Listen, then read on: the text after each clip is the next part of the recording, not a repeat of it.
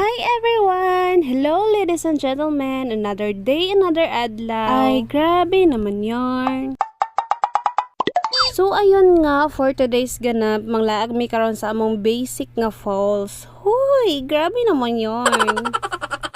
So ayun nga, naamin na balaan nga naa daw falls, nga naa daw diri sa barangay Nungnong sa Mount Mayapay. So kay laagan man tad, so di gina nato palampason, ato jud na siyang adtoon no. So kay mubugabos man migikan, ni agi pa mig Imelda Mar, tapos sa barangay Nungnong gyud sa ilang sentro. And then ang among mga kauban is diri na naghulat kay gikan pa man sila sa Buena Vista. So pag-abot nimo diha sa tower, nagway man na din ha, so diri ka sa left. Tungason ni siya dinhi nga semento, dinhi wala laing tungason diha nga semento, kini lang gyud dinhi. So diri ay gyud ka musubay. So first time din nako dinhi ano, kaya ako ang friend taga dinhi man, sige siya panghagad nga manglag lagi dinhi. Sumoto karon bagi siya na koloran. So diri ay nga part no is putol pa diri wala pa na semento pero mubo ra gid siya. Nindot kaayo dinhi kay makita nimo ang syudad sa Butuan tapos ang pika side sa Mount Mayapay. Wala pa kakaabot sa imuhang destinasyon pero nabusog na gyud ang imuhang mata, promise. Ug dinhi man pud ay nahimutang ang The Bruce di ay katubit ang laaganan nga view deck pod. Under construction pa pud ni diri pero pwede na ka makalaag dinhi. Tiningon sa tong nagtrabaho din ha, ang butangan po na diha og swimming pool. O di ba nice kaayo. So karon pag ko kabalo no nga naa gid ay nindot kaayo nga lugar nga diri ra gid pod sa mga barangay. So distansya pagamay ang Altar Falls no. So kung man himang ganing mo din ha, make sure gyud nga inyuhang brake sa motor sa sakyanan is tarong gyud, mugunit gyud, mo function og tarong. Kay lugsungon gyud siya mga mema. So mao na din ang Altar Falls no, da sayo na gid kay siya tudoon. So ubay na gid mo sa dalan, dead end na ni dinhi ang katapusan sa semento ang Altar Falls na dayon. Sayo mi nanganhi wala pa gid mi namahaw kay ang plano diri ra mamahaw. Susun niya ka mga bright man ni akong mga kauban. May magdala og rice kay kami magdala mi og sudan. Ug tuod man nagdala gid noon sila og rice, pero rice literal rice nga wala gid pa gidungag. Kalami na lang gid pangit-kiton, may gani kay nagdala pud og kaldero. Nya diri na lang pud namo gidungag. Katawa na lang gid namo among kagutom ani mga zay kay lami na gid biya kay sa pangkit-kiton zay. 1 hour daw sila ka pinaghuwat sa mua day para manhin na din hiya day, pero ang rice wala man lang nila gitak ang day. Sala pa na ako day kay ang akong giingon pagdala mo og rice kami magdalag sudan. Wala ko ko gaingon day nga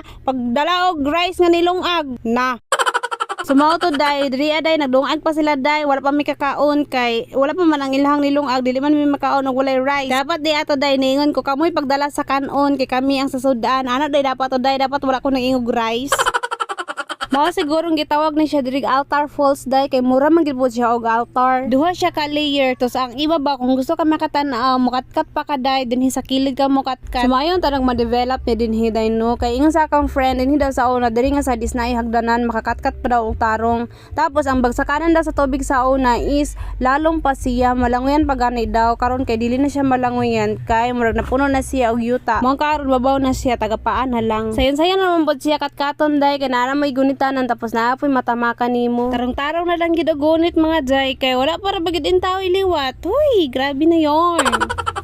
Kuan man ganing mo din hiday no, dili pud masayang ang inyong hago pagkatkat kay pag-abot man gid pud diri sa ibabaw is nindot man gid pud siya kaayo pang Instagram. Hoy, nice jud. Pero og kamo wala mo na ana na magkatkat-katkat, ayan na lang gid pag patuga-tuga dito na lang gid mo sa ubos kay pwede man gihapon dito maka-picture. Kami gani ni sa karami din kay para mag picture naman pero sa ubos mi nangaligo. Easy ra gid kaayo na mo ning gikatkat kay ingon ana man jud na day basa na mga kaliwat nga unggoy. Kung nami kabok ang nanganhi din hinaw tapos 5 rami nga nakakita sa dagway diri sa ibabaw kay ang isa wala na ni sa kaday kay mahadlok gid siya. Magbantay na lang sa gitak ang nilungag sakay wala pa man mi nakapamahaw ani samtang naghuwat lagi sa among nilungag na naka mi diri una kay lagi man picture sa kay para unya pag daghan na ang tao dito ra mi sa ubos. Daghan man po imong laag din niya ang uban mo saka gid dinhi tapos diri gid sila sa ibabaw mga ligo. So pag human og kiyat-kiyat dito sa ibabaw mangnaog na mi kay naluto na ang nilungag so mamahaw nami. For me lang ha, dali ra man siya katkaton, dali ra pud siya naugon. Tapos ako mga kauban din hiyan hadok na sila basta sa una nila pag naog pero sayo nagid siya naugon.